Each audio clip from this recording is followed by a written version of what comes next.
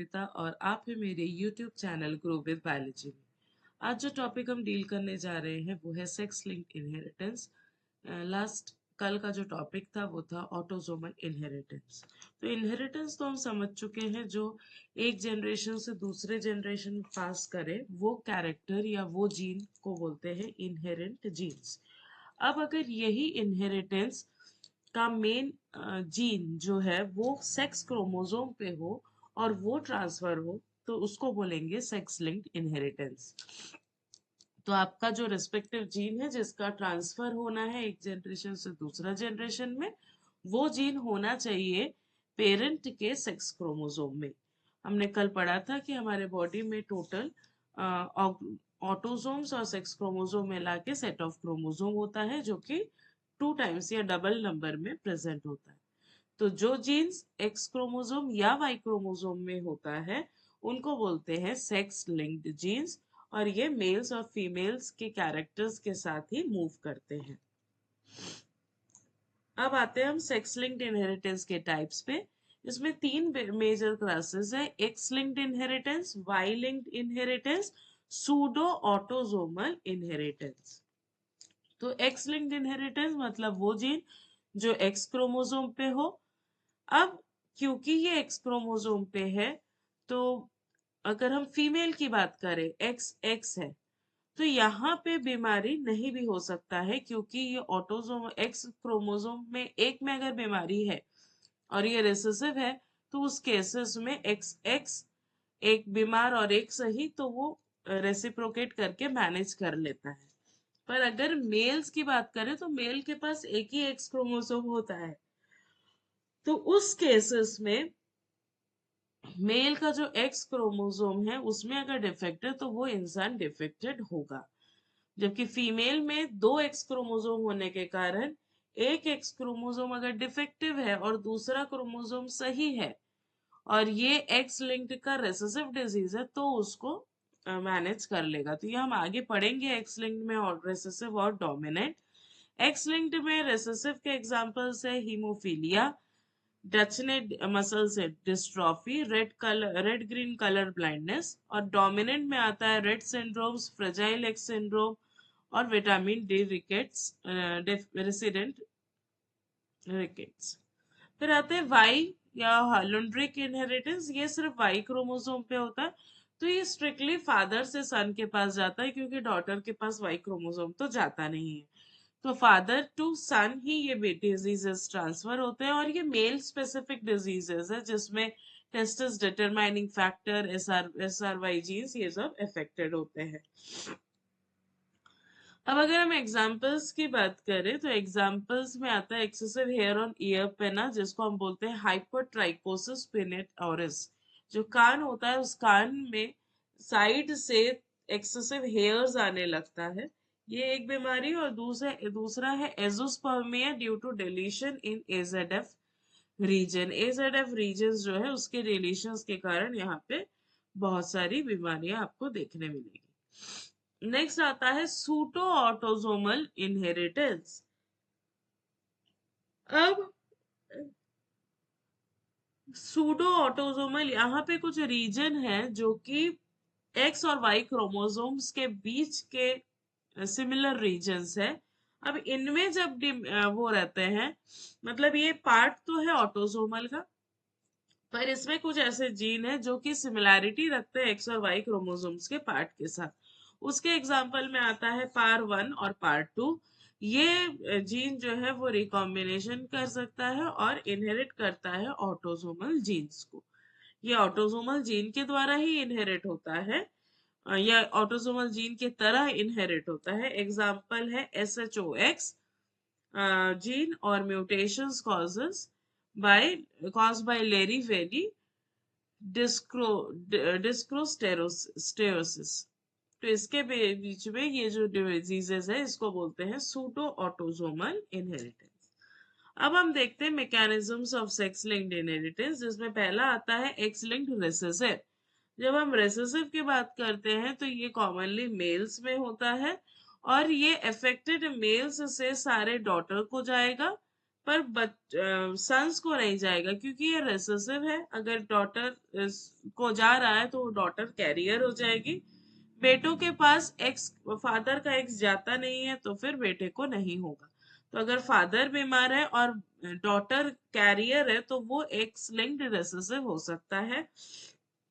Pedigree analysis का detail video बना हुआ है चैनल पे, तो उसका आई बटन पे हम दे देंगे, आप उसको देख के और अच्छे से अपने कंसेप्ट को क्लियर कर सकते हैं। क्योंकि ये transmission of diseases through pedigree analysis ये बहुत सारे कॉम्पिटिटिव एग्जाम्स के मेन कोर सब्जेक्ट्स है या टॉपिक्स है। फीमेल अगर है जो डॉटर है कैरियर, उस डॉटर से अगर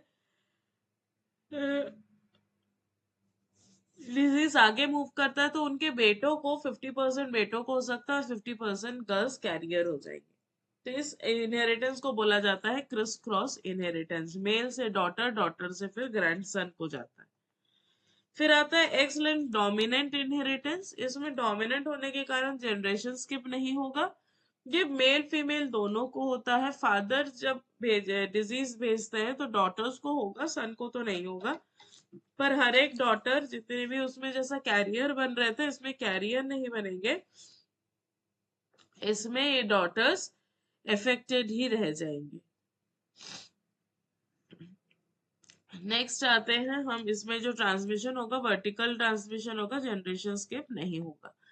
फिर आते हैं वाई लिंक्ड इनहेरिटेंस। ये तो सिर्फ वाई क्रोमोसोम इफेक्टेड है तो सिर्फ मेल पर्सन को ही होगा, तो फादर ये सन को ही भेजेगा और इसमें कोई जनरेशन स्किपिंग नहीं होता है और इसमें कोई कैरियर नहीं होता है। वाई में इफेक्ट है क्योंकि वाई को सप्लीमेंट करने के लिए दूसरा वाई है नहीं। एक्स के केस में था कि एक एक्स में बीमारी है, दूसरा एक्स सही है, तो सही वाला बीमार को ठीक कर देता था या उसके रोल को प्ले कर लेता था।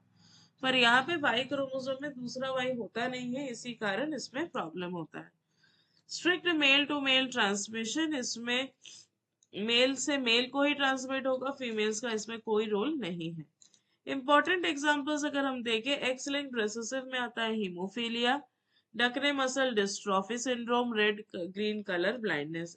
एक्स लिंक्ड डोमिनेंट में आता है Rett syndromes, fragile x syndromes, vitamin D resistant rickets, ये कुछ बीमारी है। और वाई में आता है SRY mutation, AZF micro deletion, जिसके कारण मेल स्टेरिलिटी हो जाता है और हेयरी पिने इन ईयर्स, ईयर्स में छोटे छोटे बाल्स आ जाते हैं।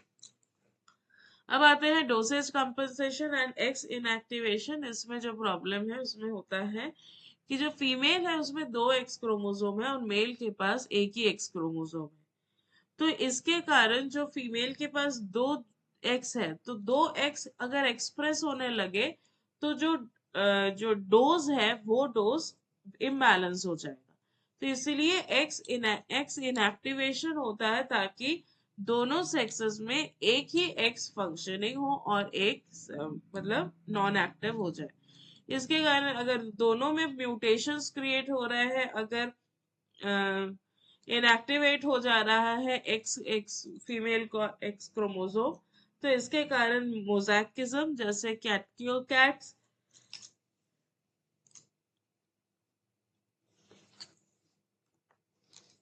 इवोल्यूशनरी एक्सपर्ट्स में आता है सेक्स क्रोमोसोम डिफरेंशिएशन, जिसमें आता है एक्स और वाई क्रोमोसोम जो कि इन्वॉल्व होते हैं for pairs of autosomes. Y chromosome जो है वो श्रैंक करता है due to degradation and degeneration, ये डीजेनरेट होता रहता है तो इसलिए छोटा छोटा होता जाता है और उसके साथ रिकॉम्बिनेशन भी ज्यादा नहीं हो पाता है। तो ये मेन हमारे इवोल्यूशनरी एस्पेक्ट है। एक्स क्रोमोसोम में जो जीन्स रहते हैं वो सर्वाइवल के लिए होता है और वाई क्रोमोसोम में जो जीन्स होते हैं वो मेल स्पेसिफिक जो हॉर्मोन्स है या मेल स्पेसिफिक एक्टिविटीज है उसके लिए रिस्पॉन्सिबल है।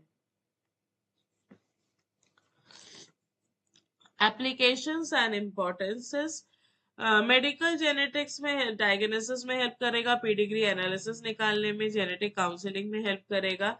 इवोल्यूशनरी बायोलॉजी में ये आपको हेल्प करता है कि सेक्स क्रोमोसोम का इवोल्यूशन कहाँ से हुआ, किसमें कितना चेंजेस हुआ, ये सब पता करने के लिए, और डोसेज कंपनसेशन पता करने के लिए। नेक्स्ट आता है बायोटेक्नोलॉजी, जहाँ पे यूज होता है मॉडल ऑर्गेनिजम्स के स्टडी के लिए या मॉडल ऑर्गेनिज्म में स्टडी के लिए। फिर आता है क्लिनिकल रेलेवेंस, जहाँ पे आता है carrier detection, prenatal diagnosis और management of x linked disorder. Pedigree के एग्जांपल्स, एक्स लिंक्ड रिसेसिव जब होगा तो वो जनरेशन स्किप करेगा, एक्स लिंक्ड डोमिनेंट जब होगा जनरेशन स्किप नहीं करेगा, और वाई लिंक में भी जनरेशन स्किप नहीं करता है। वाई लिंक सिर्फ मेल टू मेल जाता है। एक्स लिंक डोमिनेंट जो है वो फीमेल्स को इफेक्ट करता है और सारे फीमेल्स इफेक्टेड होते हैं। एंड सारे बेटियों को होगा जिसमें फादर इफेक्टेड है। और एक्स लिंक्ड रिसेसिव में जो है मेल्स ही इफेक्टेड होते हैं, क्योंकि फीमेल में 2 एक्स क्रोमोसोम अवेलेबल है।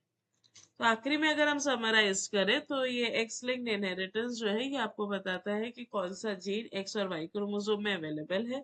एक्स लिंक्ड जो डिसऑर्डर्स है वो ह्यूमन मेडिकल जेनेटिक्स में पता चलता है, स्टडी कर सकते हैं, और ये लार्ज साइज है, जेनेटिक डेंसिटी ज्यादा होता है। वायलेंट ट्रेड्स जो होते हैं वो रेयर होते हैं, जो मेल के डेवलपमेंट और फर्टिलिटी की जरूरत होती है। तो ये जो पूरा टेक्नोलॉजी है, ये पीडिग्री एनालिसिस या सेक्स लिंक्ड और इसके लिए पढ़ने के लिए जो रेशियोज आते हैं वो सब जेनेटिक काउंसलिंग, इवोल्यूशनरी स्टडी या क्लिनिकल मैनेजमेंट में हेल्प करते हैं। तो आज के लिए यहाँ तक ही। यहाँ तक बने रहे के लिए बहुत बहुत धन्यवाद। और आपको अगर अच्छा लगा हो तो इसको लाइक करिएगा, शेयर करिएगा, और आप चैनल को सब्सक्राइब करिएगा ताकि अपकमिंग वीडियोस आप तक पहुंच सके। Thank you and happy study.